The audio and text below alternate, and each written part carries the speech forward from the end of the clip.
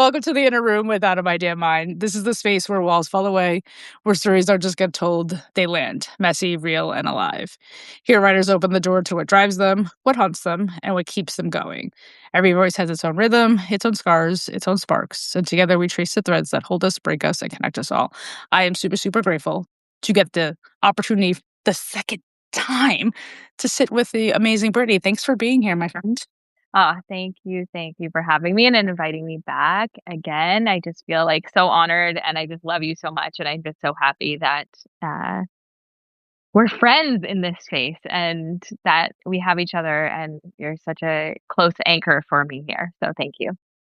I am telling you right now, if things hit the fan before the end of this year, me and Onyx are getting in the Subi and we're figuring out a way from like crossing out of Niagara Falls, New York Yeah. into Canada and figuring out where to find you and the rest of the amazing Canadians that I have. I don't think it's my like small thing that I have come across. Like I think there's at least 5 to like 7 of you in this community that I adore so much that live up there, and I'm just like, yeah, you know, Guess it's not what? gonna be that cold. No, it won't. And guess what? I'm only about an hour and a half right now, away from Niagara Falls. So Well, look at that. we're close. You're even closer than I thought you would be. Yeah. Well, Christine, thanks for joining. Hi, Christine. Is that one of your peeps? She is. Yes, Is she a fellow mom? Or she just is. a fellow new it says nurturing witch. Elijah, I didn't even see that you were in here. Always welcome in Alberta, but it's a hell of a lot further from Ontario. Well, like I said, I will travel Canada if it me and Onyx for as long as I'm allowed to like take up space in that space because I don't want to be an illegal immigrant. That would be crazy. That would be a little um, crazy, yes. that would be a little crazy, so I don't want to do that. But But I I will say Alberta is a lot, like, prettier. It's a lot nicer than Ontario. Ontario is nice in the summertime. It's a bit gray. It's a bit gray. mm, Yeah, it's a bit well, bleh. I Just can I in say comparison to, like, the Rocky Mountains, right? It's I mean, there's a lot of different pretties in my yeah. mind. A lot of different ways to be pretty. So I'll take it all in, and I appreciate having you both in my space that I get to retreat to. But I do come up with 20 questions in the inner room for my co-host. This one is going to be a little bit different than the first time around because I want to get to know Brittany in a more deeper level of just who she is as a human. So with that being said, this time around, do you want to pick your questions? You know what? I don't. All right. I mean, that's fair. That's fair enough. Okay, I'll just start with, I'll start with 8. Start with 8, and then, you pick the rest. Oh, that's fair. I could do that. Yeah. All right. So the eighth question is, what's a way you like to move or do something physical just for fun? To be completely transparent, I've honestly been so, a blob with moving my body in the way that I used to. I used to be a competitive high level athlete, actually. I played competitive soccer. I played with men. I was going to the United States on an NCAA scholarship. Like I was playing football. Like I was huge into sports. And in 2019, in the beginning, I was playing in a men's league and I tore my ACL and needed knee surgery.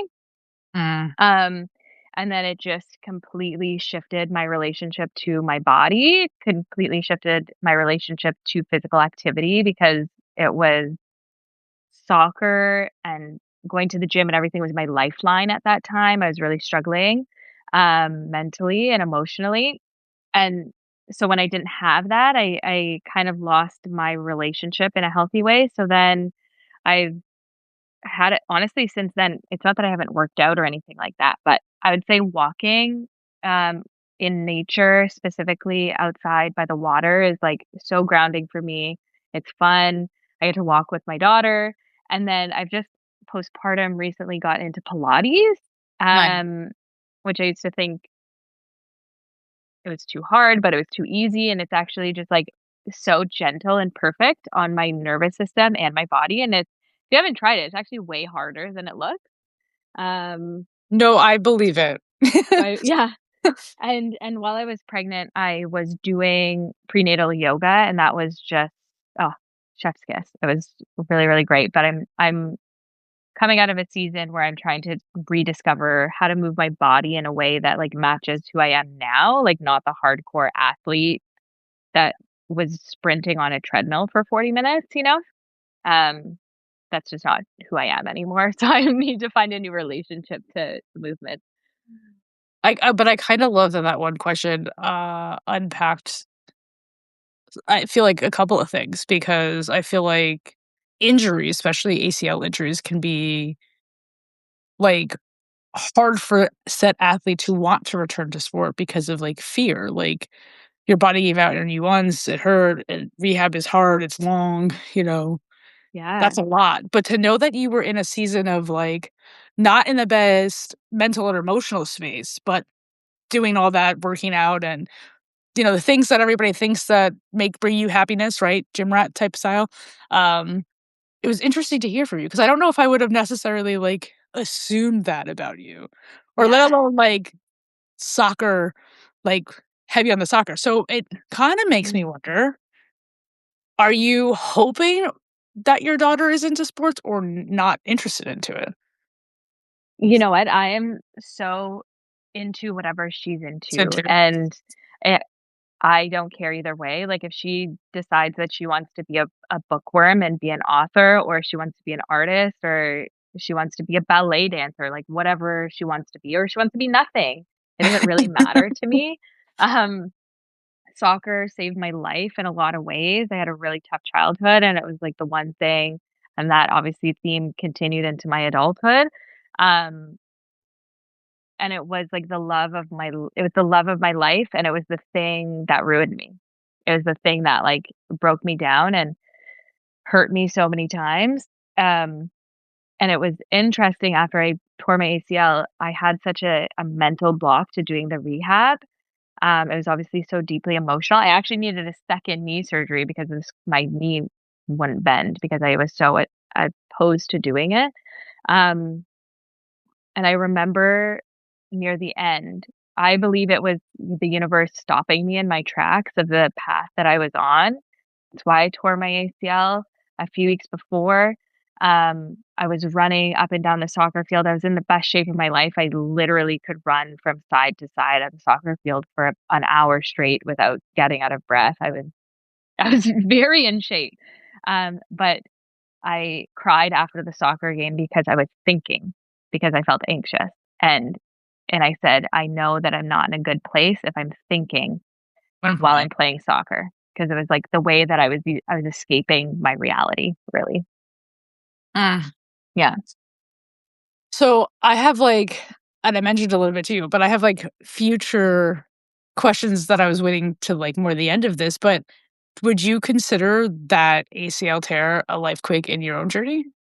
Oh, for sure. Oh my gosh, you it's like I remember, it was at the beginning of 2019, and I was getting near the end of partying. I used to party really hard, and my nickname used to be Blackout Britters, which is like if you what you know of me now and is Wouldn't that, think that and at you all. wouldn't think Yeah. that. Very, Like, I have a yeah. tattoo on the inside of my mouth that says "bitches," which is hilarious. You do? I do, yeah, which is It's still there? yeah, I got it as a joke. Anyways, I got it as a joke with the intention of it going away, and it just never did. Um, so now I'm a 30, gonna be 34 with bitches in my mouth, so that's Wait, cool. can we see it? Yeah, it's a bit faded, it's Yeah, oh my god! like Oh my yeah, god! it's there, which is really, really funny. It's like a peek into who I used to be, but, Oh, there's I so many more layers to you than I there's so may have ever thought. I love that you agreed to do this with me today because it's gonna completely blow my mind. Real quick, Monday's wife and domain, thanks for joining. I'm just like, what? I didn't even think you had tattoos, let alone I've inside actually your got a mouth. great yeah. Oh wow! Oh wow! Yeah, but I was getting near the end of my partying days when I tore my ACL. I was, like, yelling at people at the bar and yelling at my friends, and I was just, like, angry and not doing well. I tore my ACL, and I couldn't move. I couldn't go to the gym. My routine at that time was waking up at 5, going to the gym, running on the treadmill, going to get 4 shots of espresso at the coffee shop downstairs, going to work, and then playing soccer for 2 hours at night after work, and then doing it all again the next day and partying in between. Um, and I had no choice but to just lay in bed. I couldn't move.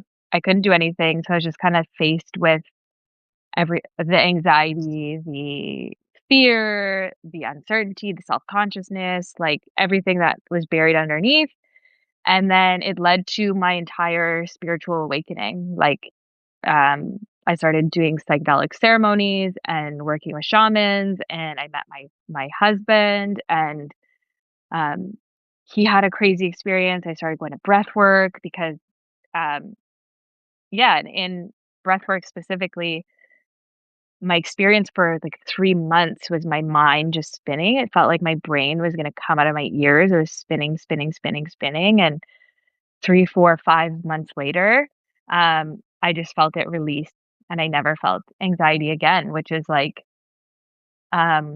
yeah, but anyway, so the ACL led to who I am now. It was like the breaking point. Yeah.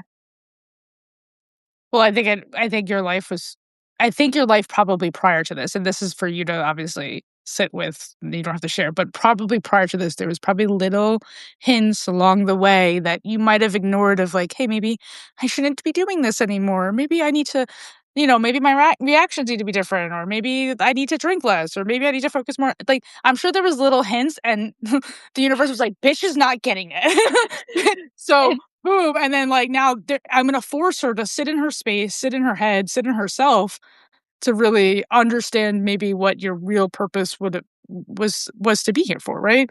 Oh, man. Totally. Oh my gosh, and it's funny you said, like, little whispers, like, no, I was getting smacked in the face the whole way along.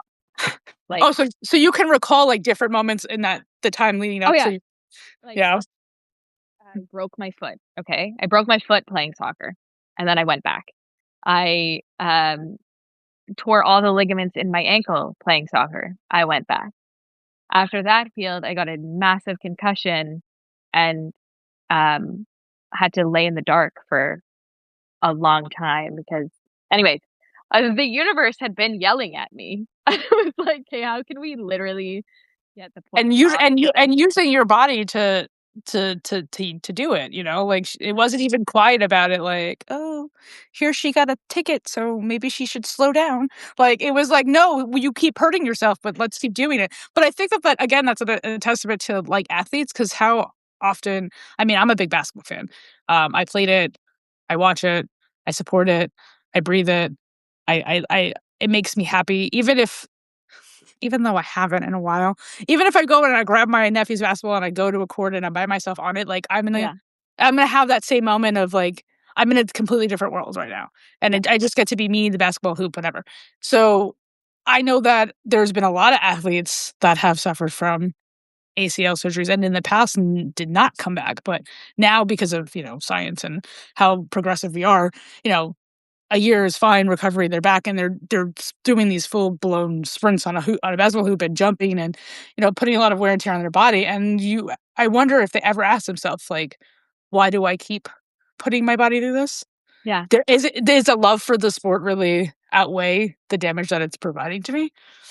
yeah. I think for some people, yeah, and what really it came down to me is so much of my identity was wrapped in being an athlete, um, and I think that's where probably a lot of athletes struggle.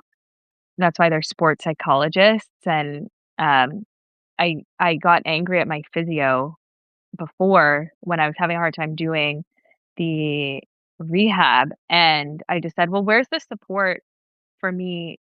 Where's the other type of support? It's not just as easy as just doing the rehab, right? I'm really struggling here, and how do I find myself back in the world without this thing that has been a part of my life for the last 20 years?" Right. Um, it's like an entire identity crisis, and if you talk to so many athletes, professional down to recreational ones, if they get stopped in their tracks or they get fired, they get injured and they have to quit or they have to stop, they kinda are like, "Well, who am I? Who am I now if I'm not this?" because I put myself in this, and now I have nothing and I have all this time, and yeah, it's a an interesting path that I walked, yeah, and I'm happy that I walked the path of the athlete, and then, knowing who I am truly and deeply at my core, I am happy that it's not who I am anymore. It's not, like, part of my life. Well, very interesting takeaway. Yeah. And I obviously have s s a similar not similar, but similar situation. Real quick though, easy weezy, this secret ingredient, mental health, thanks for joining. Elijah said he apologizes, he's in a spotty service, but he hopes we have a great day. We hope you have a great day. Have a great day, Elijah. I mean, I think I've been very open with my life quake and my identity crisis Mhm. because I was with pets and I'm literally still wearing the shirt. And I'm wearing the shirt because it's the only red I have and supposedly Oh, today you're supposed to wear red. And I was trying to like follow I the love that. rules of the Lunar New Year. So I put on a this is like only associates receive the shirt. But I worked for them for 16 years, like 20 to 36. You know, you think about that time in your life. Yeah, I mean, because same thing for like, you know, if you're 8 to like 28, like that's still a huge part of your life, right? So, totally.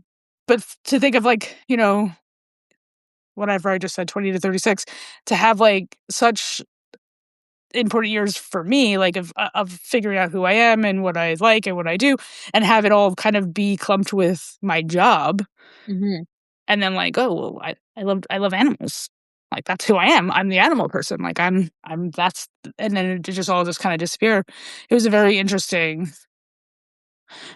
path, like as you said. And it's Yeah. still, you know, it still continues to unravel in its beautiful ways. And I think there were like just like you, there were moments leading up to the termination that I was probably not paying much attention or listening to myself. Like Mm, I was no longer that nice, happy person inside those buildings. I was no longer excited to help somebody. right. Like the dynamic of who I became inside that building Oh, was interesting. very, like, exhausted from how many years I've spent dealing with the same kind of stuff Mm, and the lack of respect. So after so like, I don't know, maybe you guys have different experiences up in Canada, but in retailers here, I feel like a lot of people go make a mess in the store, think nothing of the situation, don't really there's theft, like but when they need something, they're not like, "Hey, excuse me." They're like in your face, like, "Where do I find this?" Like super aggressive, loud, and all this other stuff. And, you know, working in 3 different states yeah, in 6 different buildings, it was I got a, you know, a variety of different type of customers or what we call pet parents, and it was just like over the years, it definitely drained me, and I let it, and it impacted the way that I viewed humanity and how I interacted, and, you know, I think it was clear that I needed to leave, but I was never going to, yeah, if it made sense. So it just was like totally.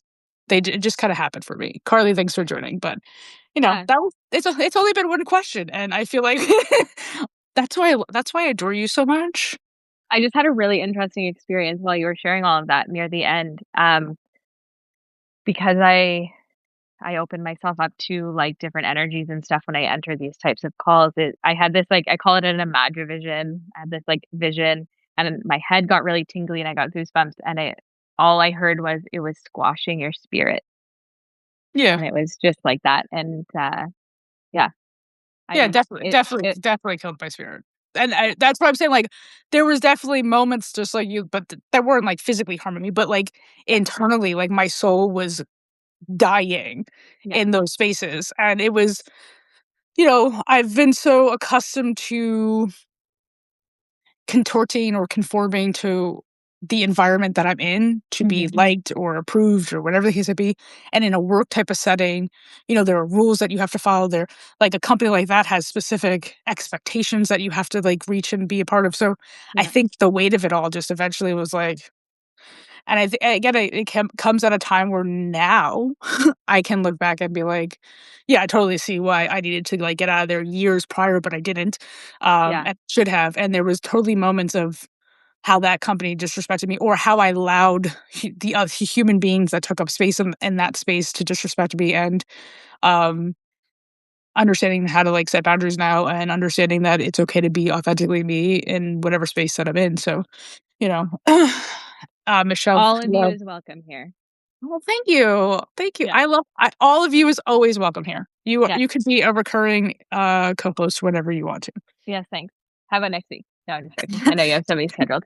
You know, Um, it makes it but it, like, honestly, like, I feel so blessed to have them so scheduled out, and mhm, that's why I like only doing it once a week because it's something that I look forward to, and it's just like it's not, like, drawn out or, like, overwhelming, like, other people, like, "Oh, here's this bitch again talking." Like, like, it's something to me, it feels like it's something that I look forward to, it's something that my co-hosts look forward to, and hopefully something that, other people on this platform look forward to.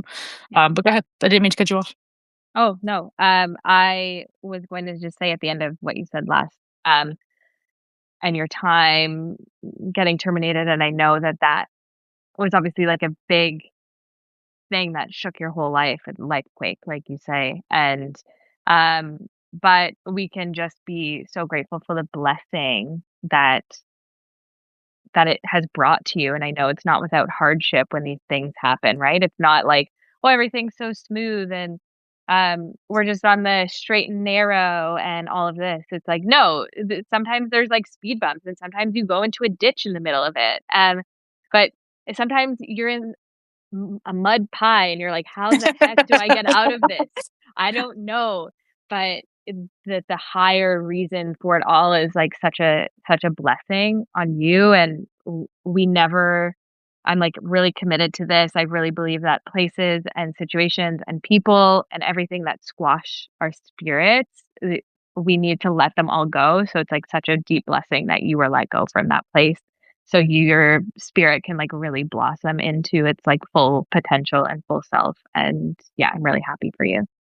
Well, thank you. I actually, like, want to respond to that, but Michelle said, not to brag, that she's a regular, and she laughed, and it made me laugh because, yeah, Michelle, you're an OG, and you know that you're always welcomed in this space too. They are teachers and experiences, and 100%. I think, when I was, like, in that my office, because again, I was the store manager of this multi-million-dollar location, and my boss, which is a district manager, comes in, and he's talking to me in my office. I I think what I'm always most proud about is I didn't, like, freak out. Mhm. Like, I didn't have a moment of, like, "Are you fucking kidding me?" And, I didn't well, 1, because he terminated me for lack of composure, so I didn't wanna give him right? Like, so I didn't wanna give him, like, proof of, "Oh, yeah, you made the right decision." So I was just kinda like, "Cool," but I remember the whole time in my head, I was just like, "You will figure this out. This is not the end."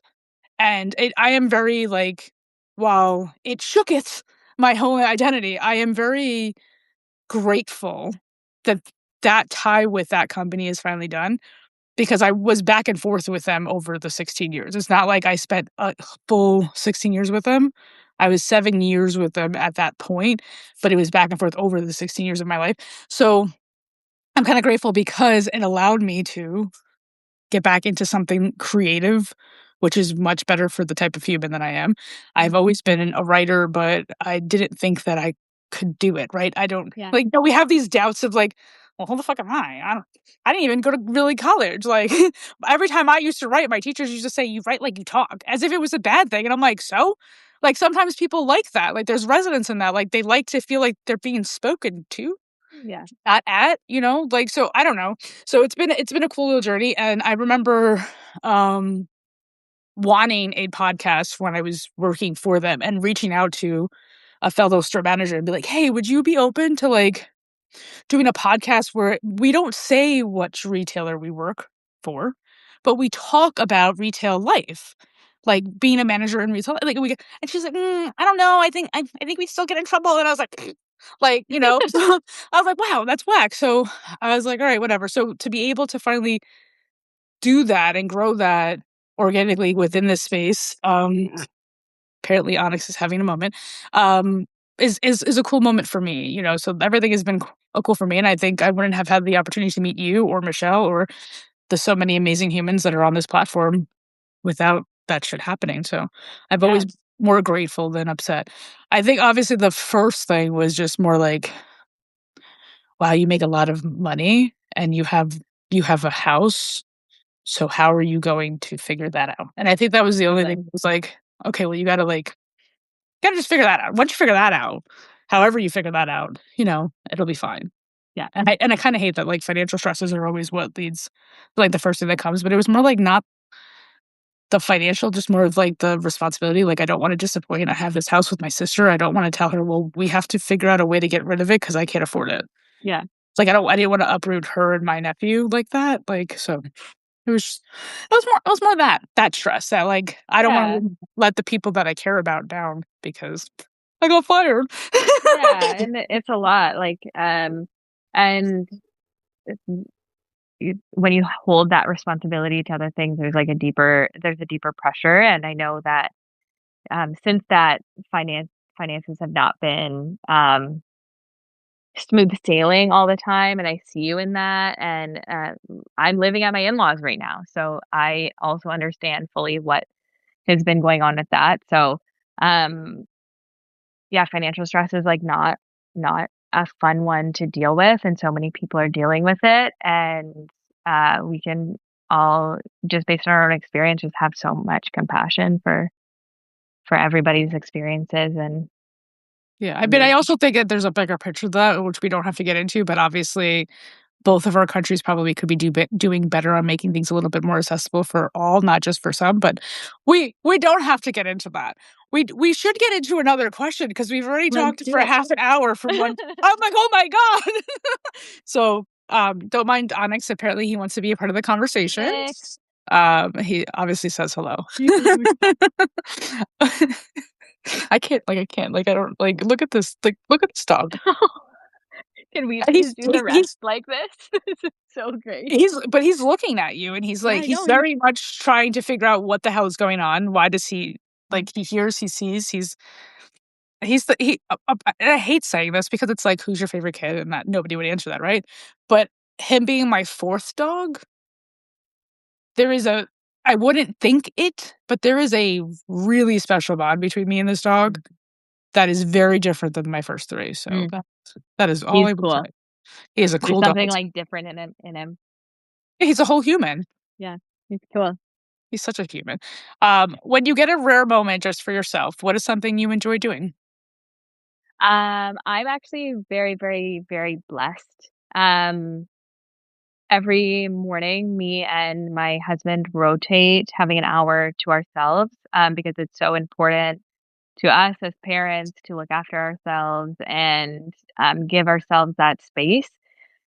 So usually in that time, I'll read, I'll meditate, I'll nap if I need to, I'll, do lit stare out the window, like whatever I want to do, I do in that time.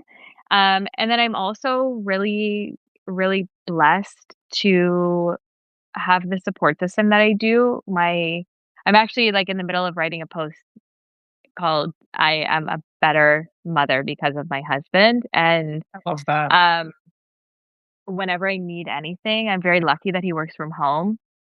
He's, like, the first to jump in and give me space if I'm, like, having a hard day. He's like, "I'll take the afternoon off, go have a shower in the middle of the day if you really need it." And he makes sure that I'm always taking care of myself, and he celebrates that. So, it's not actually very rare that I get time to myself because I have such a beautiful support system. Um, but I love to read so much. I love to read. I love to puzzle. I've done 4 puzzles in the last week, so I find that that's, like, very calming on all levels of my being. Like, it uses my brain in a different way. It's a bit meditative. I enjoy it. I have fun, so that's really great. Calms my emotions, all of that, my nervous system. Um, Are and then Legos a thing for you? they're not, Interesting. but, um I'm curious about them because my daughter really loves Duplo, which is like the littler version of Legos. Um, And something else that I really love to do for myself, I'm like a big bopper. Like I call it bopping, like just going around and like popping into a coffee shop and then going in here and going for a little walk and doing all these little things. And when I get time to myself and I get to do that, I love doing those things with my daughter because she loves to do them too. But when I get to do it and I don't get to I don't have to talk to anybody. Oh, love it. That's That's like fun. the best thing. But yeah, Michelle yeah, Michelle puzzling, says she's a puzzler, and that kinda makes me wanna buy a puzzle. Not like you a like a should. not like a really extravagant one, like a small little kid one that may take me, like, 30 minutes just so I can get my feet wet in it. I don't sometimes I just don't understand puzzles because 'cause I'm not the type of person that's gonna, like, puzzle glue it, frame it, and then put it on my wall. Oh, It's just like so I'm just putting it together to then, like, fuck it all up and put it back in the box. yeah, then pass it on to the next person.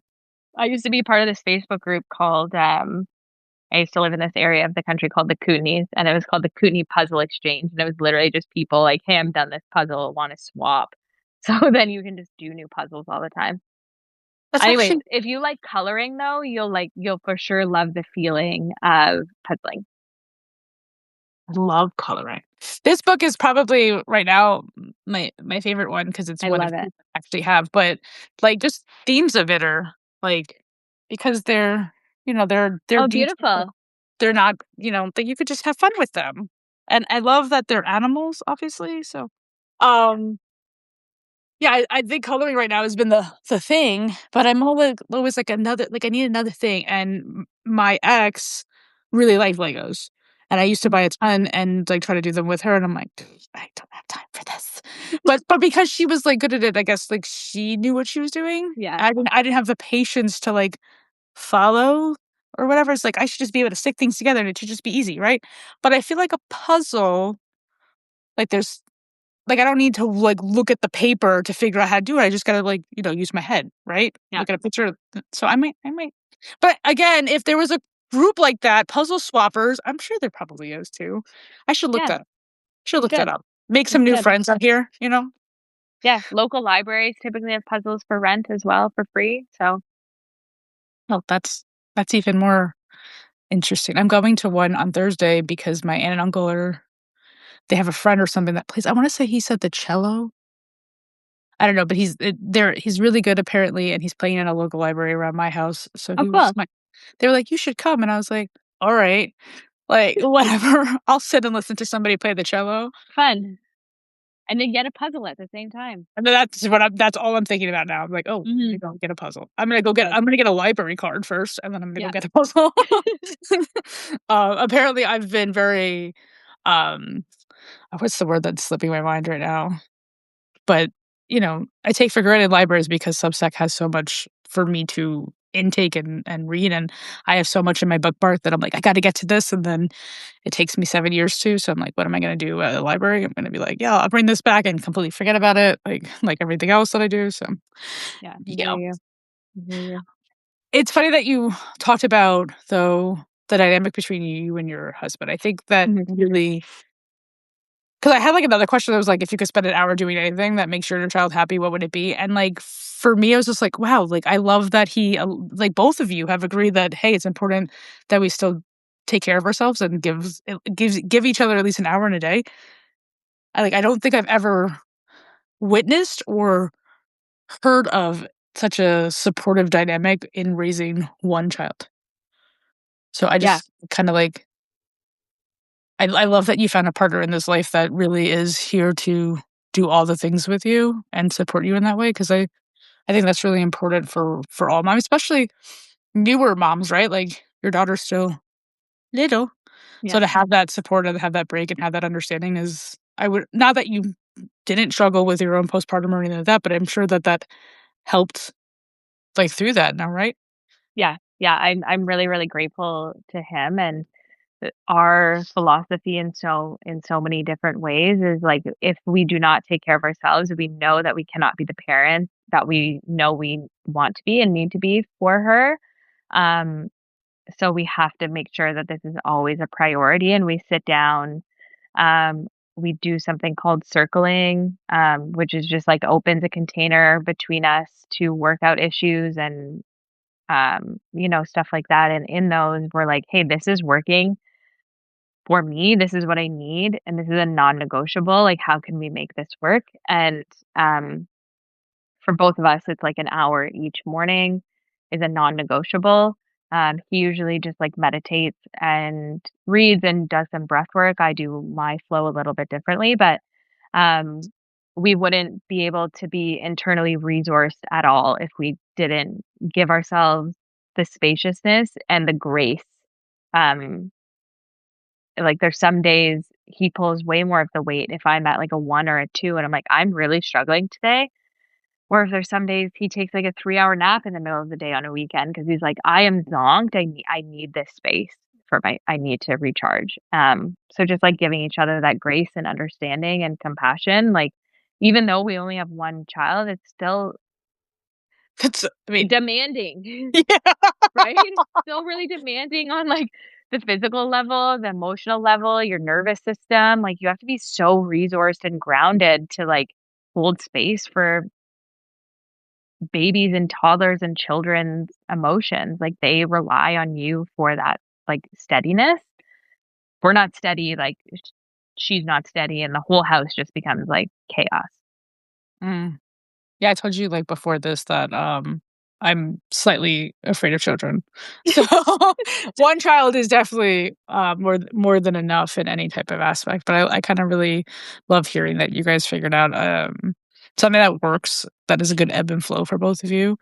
Yeah, Again, no shade to anybody's parenting style, but I think when you do have 2 humans that understand if I'm not whole in who I am, if I'm not happy in everything that I'm doing, then it is gonna leak out and be destructive in other ways to other people in the space that I share.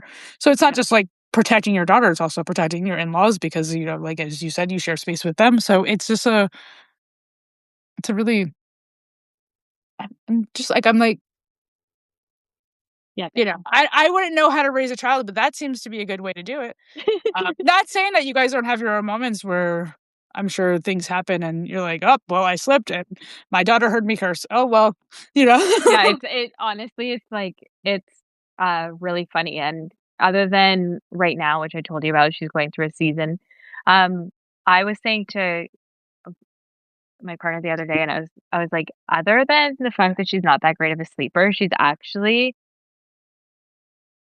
like, the perfect kid. She's calm, she's cool, she's like I don't know, and I was saying if we choose to have another child and they're not like, this is it's gonna be really hard because she's so great. She's, like, borderline perfect. She's just, like, But that sweet is and cute, and, like, you bump yourself, she runs over, gives you a hug and a kiss, and like, "Oh, mama's sad," and I know that it's a reflection also of how we parent and nurture her, um, but it's like, if we have a chaotic kid next, I don't know what I'm gonna do because she's, like, not chaotic. there's no way to know or control, but No. Michelle said that's some advanced parenting and adulting, and I agree. Um Definitely would advocate that for anybody out there so who, you know, at any age of your kid, I think that helps with your partnership as well, right? Like, it allows both of you to feel seen inside of it and not just, "Oh, he's always expecting me to do this or do that," and there's no resentment being formed there because there's an open conversation and dialogue, especially what you told with your circling. So thanks for sharing that. I mean, I don't have I don't have a spouse or a baby, but maybe one day I will, and I'll remember this conversation and be like, "You know what? There's a probably a mature way to handle this. Let's do this together this way." Or maybe that'll be something that I would talk about in dating future misses. Like, do you want kids? And if you do want kids, how would you raise them? Or would we be on the same page? Because Yeah. I need to raise them like Brittany. Thank you.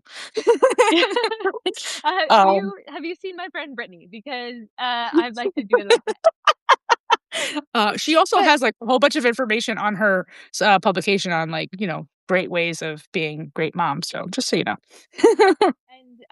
this goes for us and, like, me and my husband and relationships. We heard this one time, I think probably year 2 or 3 that me and my husband were together, and it was like, "If you think you're communicating enough, you need to you need to communicate 70% more Mm, than what you actually think you're communicating. So communication of my mom has always been like, "You and Chris communicate too much." And I'm like, "Uh-uh. No. We actually need to, like, boost it up because then there's no room." Even if I'm feeling resentment, I'm like, "Hey, I feel resentful towards you right now, so we need to change something." And then things don't, like, fester, right? And I think that right. that's a really beautiful key to relationship is just, like, communicating so much openly. And I do wanna also say not everybody has that safety in their relationships, right? Or safety within themselves and their nervous systems to one, be in a container that it's like, "Oh, it is safe to open up in this way." Um, and then also, "Whoa, I have a lot of, like, trauma and, like, stuff that is keeping me silent in here." Anyway, um, Michelle, it does sound like an SNL skit. Yeah, pretty much, pretty much. Yeah, Um, Sorry. It was like I was as you were talking, I was just like I thought I don't know if this is gonna be the theme of the day though, where the thoughts come in my head and then they easily exit them because that's not really gonna work for me.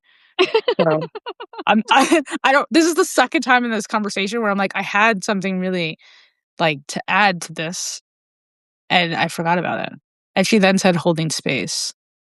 that's okay. Just set the intention for it to come back, and if it's meant to, it'll flow back into your consciousness.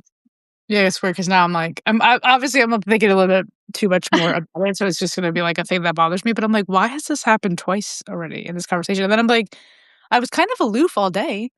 Like I'm kind of just been like Yeah, going with whatever in the moment. I'm like, oh, I gotta go do this. And if I don't do it, I probably would forget it. That's probably why. yeah. Oh man, because it was like you were talking about something, and I'm just like, like, about the dynamic about all of this the safetiness of being that way. "Oh, your mom." And I was like, "That's a reflection of their generation of you don't tell your husband all of that." Right? Like, there's or that lack of safety of wanting to be that vulnerable with somebody. Like, this is your partner in life. Why wouldn't you share it? But I do feel like there's a generation before us that wouldn't have said that much. Like, certain things were, like, you could talk to your husband about, but not all things or your partner or your boyfriend or your girlfriend or whoever the hell you're sharing space with. So just like I feel like that was why that reaction came out. And the moment you said it, I was like, I can hear that. Like in my head, like an older generation, like, yeah, there was like rules to this shit. Like you had to carry your own shit by yourself, apparently, instead of Mhm. actually laying it down on with somebody else and asking for help to carry it. Yeah. That's what it was. Yeah, yeah, it's interesting. I mentioned before I have a complicated relationship with my mom, and usually when she says something like bless her heart and all that she's endured and all that she is, but usually when she says a piece of advice to me, I'm like, Your life is not what I want." So I'm like not listening to you on this one. Mm, mm. I don't admire your relationship, so I'm not taking your relationship advice or, whatever that is. So um But in but it fairness, I is think like that's their generation. It's their generation, it's like the wounding they hold, and it's like, it's safer to close off and shove it down and shut down than it is to keep your heart open and, like, be vulnerable, um, because it wasn't safe for whatever reason with their parents, with their husbands or wives or whoever. So I hold a lot of compassion and sometimes don't. Yeah, transparently. no, but I mean, I could completely agree, and I believe that also not just with said mother, but I think if anybody in your life that doesn't really have like, I can't I don't know how this is gonna sound, but I'm sure you agree. I can't take advice from somebody that doesn't have living proof of what I actually want, Yeah. right? So just like to your point, like, your relationship isn't the one that I want, it's fine, that works for you, then whatever, but I'm not gonna take advice. So it's just like even business advice, any type of advice, like, I'm not gonna take from somebody that doesn't have proof of what I'm like, that's alignment in me. Like, you could share it with me. Like, I'm not gonna be, Totally. like, an asshole. Like, you can always tell me your 2 cents, but I don't have to collect it. Yeah. You know? So I Yeah, completely agree. It's like in any exactly. dynamic. Um Rebecca Nicholas, thanks for joining. Soaring Cloud, thanks for joining. I feel like well, Michelle, thanks for being so active in the chat today. I appreciate that. Um I feel like as usual, I had so many questions and we always run out of time. Pretty what are we gonna do about this? I do apparently need like you on a regular basis here because there's so much that we could probably talk about, uncover, disclose, share that, I never have enough time to get to all of it, and Yeah, it's kind of I upsetting. know. Maybe we just have like a quarterly or like twice a year, like 3 times a year or something, Yeah, we like always check schedule in it. and Yeah, I would love that because, like, genuinely, I think I asked you maybe 2, 3 yeah, questions. 2, but that's okay because I think there's so Who's much counting, right? value. Yeah, who's counting? Not me. The 1, 2, like, not a big deal. But I actually think that there's so much value in just what I really love about this space, and talking with you is, like, how easy it flows and how we both, like, sit here with our heart open and we just whatever comes through, and who like, I know that you really take the time to craft the questions, and when you're in, like, a really beautiful flow, who cares about the questions? Let's just, like, flow and, It's allow it to be what it is, you know? it's interesting. Michelle brought up something, and I'm like, maybe That could there be is fun. I was like, maybe there is a way that we could actually do something that it is us, and some Zoom workshop, like, just something where people that want to learn more about, spirituality, alignment, whatever we wanna call it, embodiment, attunement, whatever it is, that could be an interesting collaboration that maybe Yeah. we should Let's chat about it. we could definitely try to do that because I Yeah. genuinely do feel like especially in a Zoom way, because then, like, a lot of people it's like it's like talking to the masses on a Zoom, but it allows both of us to continue to have this dynamic publicly, Mhm. that allows people to hopefully gain something from it. Um, but before you do leave, I feel like I wanted to. Yeah, I've got some time, like, I'm good. I'm not, like, in a I rush. said I don't know when, mother-in-law is like, "You need to take your kid back." Yeah, all good, all good. Okay. But we briefly talked about a life quake of yours, which was your ACL injury. Yeah. Uh, and I was kind of curious, what is one thing you discovered about yourself from it? Oh my god, I feel like, without, everything, I think I discovered everything about myself through that whole process, but I think, like, if I was to distill it down, what I discovered through that life quake, through tearing my ACL is, like, um and it wasn't just, like, through it, it's been in the years coming after that moment.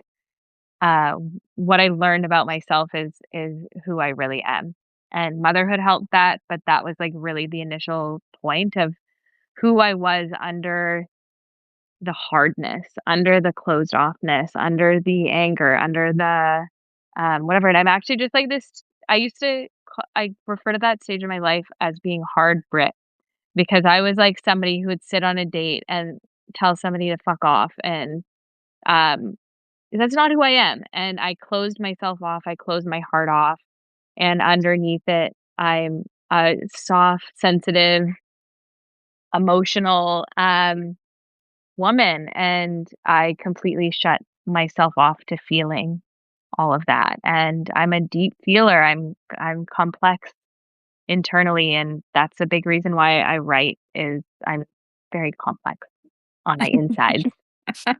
Oh, well, I'm complex. Oh, I mean, I'm but so not, but in that's all like I was just like, in all fairness, I do feel like most humans are complexed. I mean, there are a lot of levels to the things that we've experienced in life, and I think I guess my follow-up question would be more of like, have you, and you don't have to share with us, but have you discovered the underlying reasons of why you became heartbread? oh, for sure. Yeah, yeah. Um, there was this, and I wanna preface this with I don't like the term that I'm about to use, but I got together um, with my now my husband, but I was at my job and I remember this, like, moment that everything just crumbled down, and I texted him. We were texting about something, and I said, "Oh my god, do I have daddy issues?" And he goes, "Yes, honey, you do, but you had to come to that on your own." And it was like, oh my god, it was so destabilizing, and I could see, like, my whole childhood of being like, "Oh my god, how did I not realize that my dad was, like, emotionally abusive and physically abusive to my sister, and, like, how did I not realize that?" And then it was like, "Wait, why did my mom not protect me from that? Why?" It opened up that whole channel, right? And then it was like, "Wow, I've had all these issues with men because of my dad. Whoa, I wouldn't have had all of these experiences if I didn't have that," and it just, like, opened everything up, and it's been a deep dive into my subconscious and my conscious and my trauma and everything, and then unwinding all of those things, but at the very, very root of so much, one was my relationship with my dad, which I've done a lot of work on, and one was the, um, experience of my birth and what happened immediately after. I had a very, my my mom chose she had a very traumatic birth with my sister, my older sister. So with me, she chose to, have a C-section, and she chose to be unconscious because she was too traumatized to want to experience birth again, which I understood, but I did a cannabis breathwork ceremony, and I relived my whole birth. I had vision, the whole room turned into, like, a labor and delivery room, and, I got pulled I had this belief that love always leaves, and that had been my experience through adulthood. Love always leaves. So my intention for the ceremony was, show me that love doesn't always leave. Show me Mhm. that it stays. And I saw myself being pulled out of my mother's womb and placed on a table by myself. So the very love that I felt, the only love I ever knew, left just immediately. And then years later, my mom told me that my first night my first night, she asked the nurse for me to sleep in another room and in, the nursery and away from her so she could sleep because she had a toddler at home, and yeah, that rocked my world because I could never imagine being away from my baby the moment that they were born, but what that triggered is just, like, the deepest abandonment wound I ever felt, right? Like, I'm away Yeah. from my mother, um, the only love and safety I ever knew was just, like, ripped my whole first day was spent alone as a brand new baby, um, It's wild for me to, like, sit here and think about the fact that because of that experience, without you being 24 hours old, there was something already formulated in you that would speak internally to you as you continue to move through life. And then obviously because that's how we think, that's what we feel, the universe shows us that it's true, right? And then provides the things, right? yeah, and I had, like, the most effed up not the most effed up, I had a pretty effed up experience, like, in so many different ways with men and how I let them treat me and fear of being abandoned. So then I was like so anxious, but then I had this stuff with my dad. So I just had so much going on and um doing all of that work prior to me having my own baby just made me more committed to like healing all of those patterns and healing all of that conditioning and healing all of those wounds so I didn't pass that to my daughter. And I know there's stuff that I'm gonna pass to her. I know that they're like it's inevitable and not saying that, but those were so deep. Like that abandonment wound when we first started dating, when he would leave my apartment, it would send me into a frenzy and I told him, "It feels like I'm gonna die when you leave." And it just made so much sense afterwards when I found out about my mom. Like, of course, I probably literally thought my little baby subconscious mind was like, "I'm gonna die." because I don't have my mother. Um, so him being like a picture of what love was and that feeling of love, and he leaves, it's like, "Oh my god, I'm gonna die," and it was just showing me that, and so the way that these things have affected me my whole life, and they don't anymore, thank goodness, because I've done so much work, um, and there's still so many wounds that still, like, I still work on. Not saying I'm, Well, like, ultimately healed and enlightened, but these things I don't control me anymore. I and I'll be very transparent in the way that I think is, like, I don't think that we're ever ultimately healed in one Oh my life. god, never. Like, No. I don't think I think we just continue to get better at the way that we, like, react and see and understand things because we have a deeper understanding. So for anybody who may be listening, what is one thing that helped you identify and then work, like, slowly work through it? Like, was it the breath work specifically? Like, how would someone go about what did you call that? Cannabis what? Cannabis breathwork ceremony. So it's like I yeah. never even I've never even heard of it. I'm like, back in the day, the yellow pages is where you flip through to find stuff. Nowadays, you got Google and stuff. Like, would you just Google cannabis breathwork ceremony? Would there be people that So just do that? normal breath work is, like, definitely a Right. place to start because it's more controlled, it doesn't use any other substances, like, that's how I started with breath work, and, um, then things just, like, come to the surface, memories come to the surface, feelings come to the surface, things just, like, naturally unfold once you open up your consciousness in that way. Breath work releases DMT, which puts you in an altered state of consciousness, which is how you can access these feelings and memories and all of that. And then I went into a season of um, working with shamans and psychedelics and doing mushrooms, specifically LSD, and then I went into ayahuasca and San Pedro and all of these things. And I will say with those, um, I what caution even talking about those because it's not meant for everybody, and I did it in a way that I didn't hold respect for the plants and for the medicines immediately when I first started doing it, and they're powerful. They can re-traumatize you. They're not yes, deep meditation also works. 10-day silent meditation retreat, darkness retreats where you just sit in the dark. Like, there's so many things that you can do and access. Um, but these things that I did, one, so many people do them irresponsibly.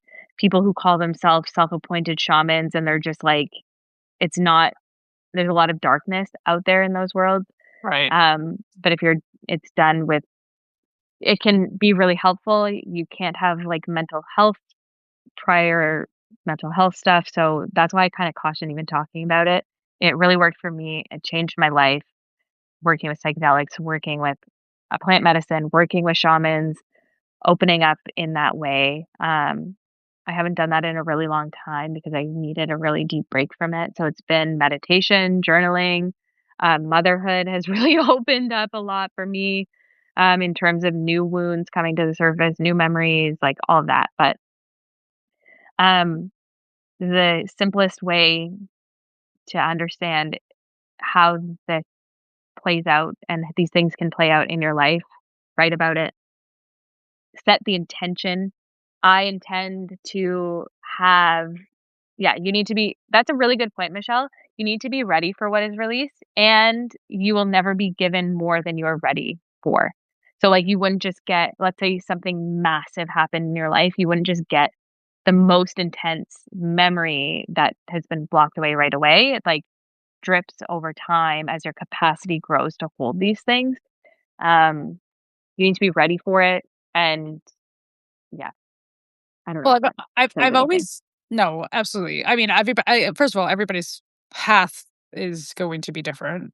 Yeah. People I'm just more like, okay, well, you share what yours was again, because there might be somebody that may have been thinking about it or intrigued about it, or you may or may not be right for them, but that is obviously ultimately up to that said person to make those decisions for themselves. I've always been intrigued because obviously I've struggled with my own addictions and I've been I've been okay with doing certain things, and I like the breaks and stuff because my brain is constantly on and it's annoying.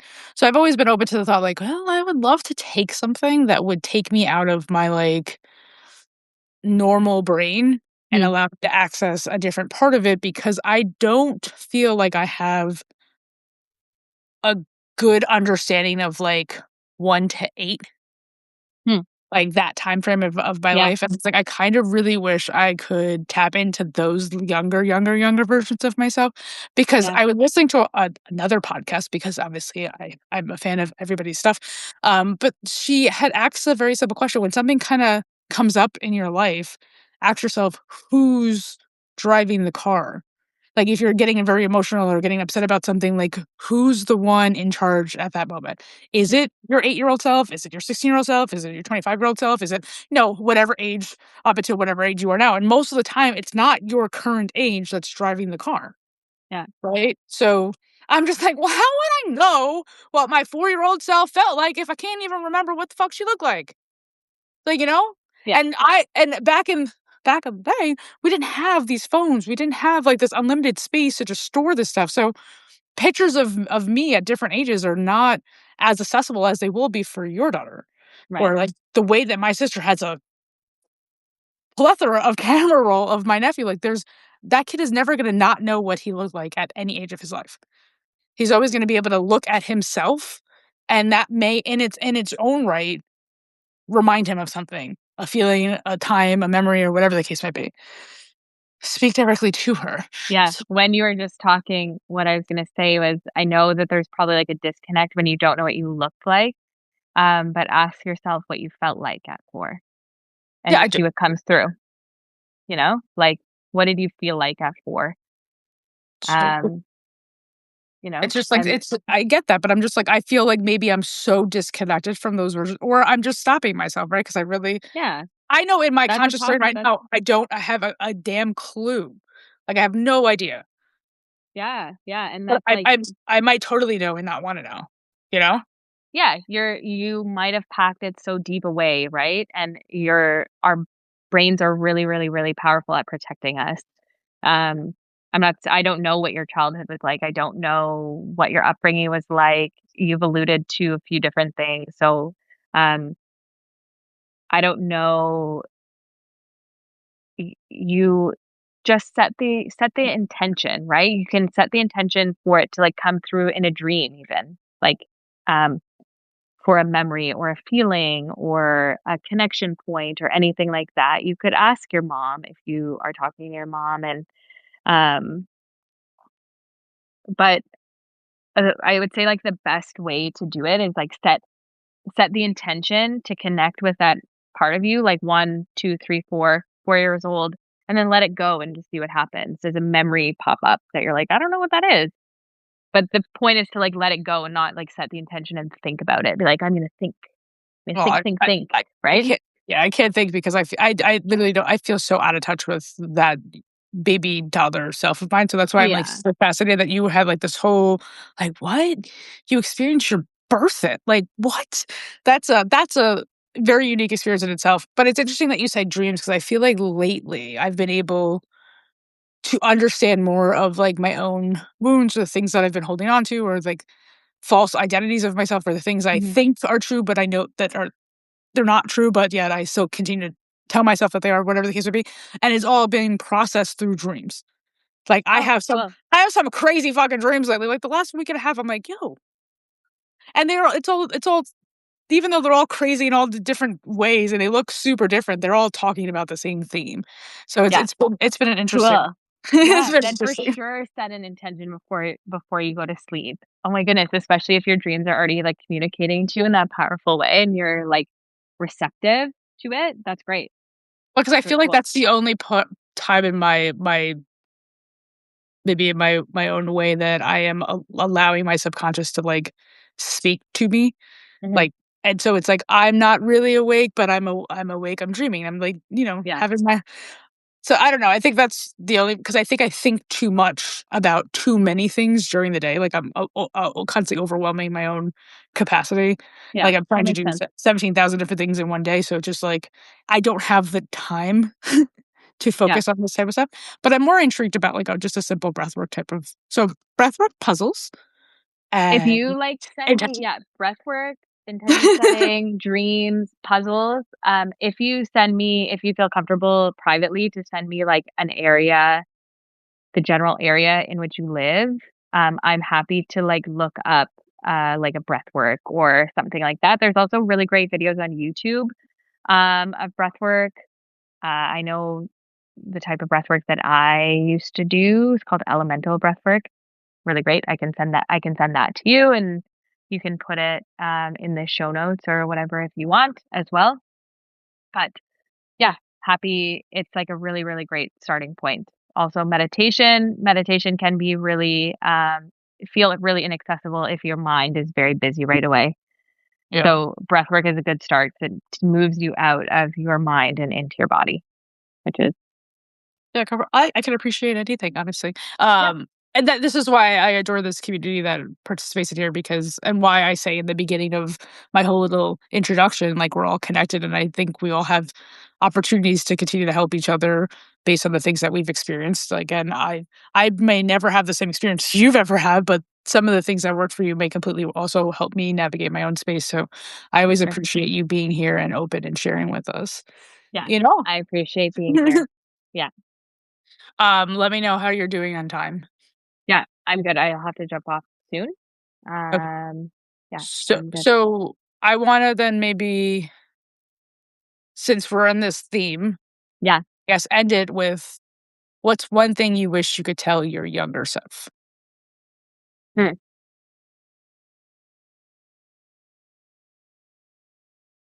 One thing that is just coming to me right now, one thing that I wish that I could tell my younger self, it's kind of like 2 things, is it's okay there's nothing wrong with your sensitive self.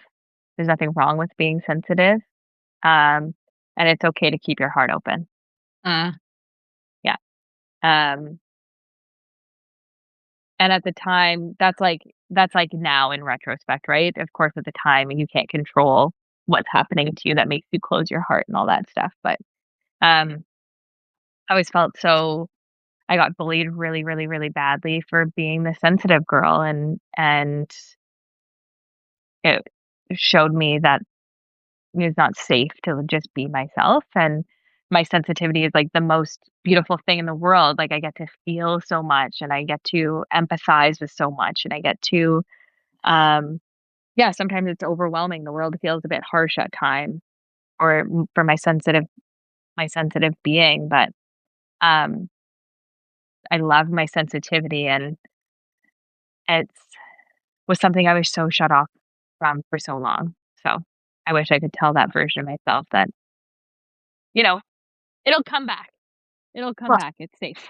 I mean, in all fairness, you just did tell that version of yourself, but, Yeah. um, it's interesting because I do feel like the one thing that maybe I am most proud about is throughout my life and all this stupid shit that I've had to go through, I don't think I ever became hard.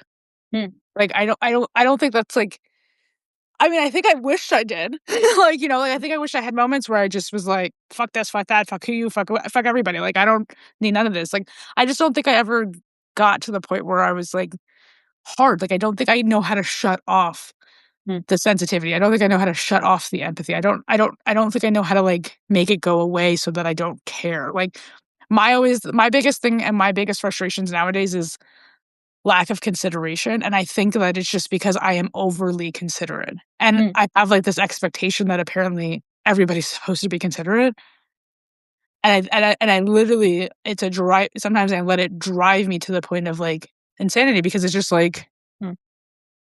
I can't control. Like, I can't control that.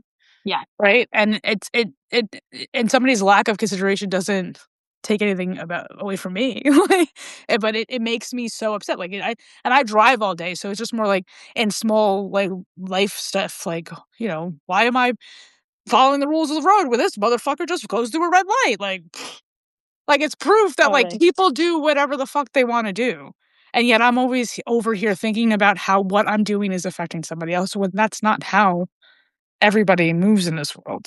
Right. So, Yeah, it's a big question that I sit with is how do you remain sensitive in a world that doesn't value it? Um, or a world that can't support you remaining as sensitive as you can. And the way the only way that me and my husband have found has honestly been through, like, protection prayers and, uh, yeah, sometimes it's like it kind of is closing off to the world, but keeping yourself open internally with your eyes open, your heart open, but, like, energetic protections around because not everybody is gonna be consciously aware of themselves or others or considerate or kind. It's like, how do you still move through the world when kindness isn't, like, the immediate thought, you know? And still be kind anyway. How do you love anyway?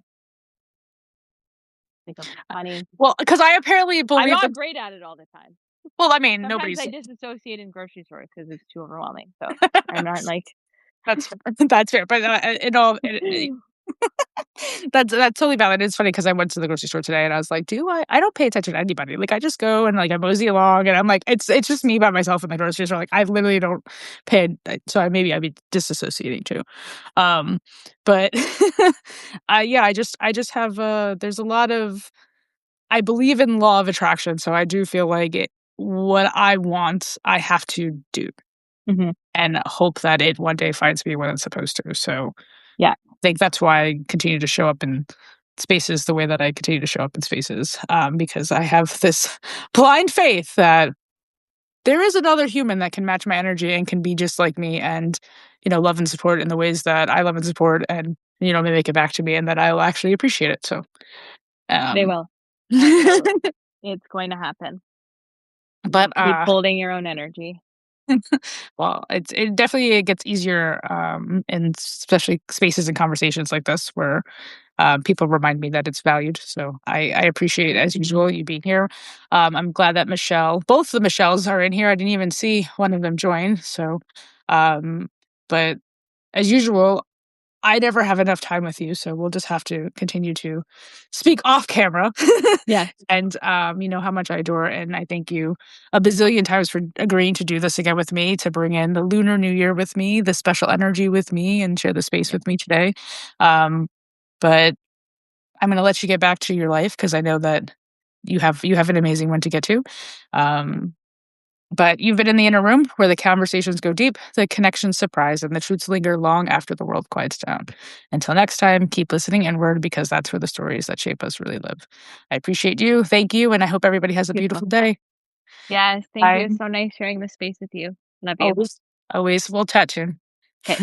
Bye. Bye.